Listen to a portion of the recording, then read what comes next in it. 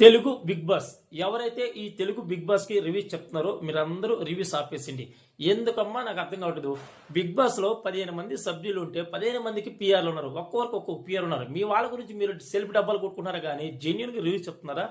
199 మంది ఒక్క రివ్యూ కూడా కరెక్ట్ గా చెప్పట్లా. ఒకే ఒక రివ్యూ ఉన్నారు. ఆ ఒకే ఒక రివ్యూ ఎవరంటే ఆదిరెడ్డి గారు. ఇక్కడ నేను ఫోటో ఇచ్చిన చూడండి. ఇతను తప్పితే మిగతా వాళ్ళందరూ వాళ్ళ గురించి వాళ్ళ డబ్బాలు కొట్టుకున్నారు కానీ జెన్యున్గా రివ్యూస్ చెప్పట్లా. అంత ఫేక్ సమాచారం ఇస్తున్నారు.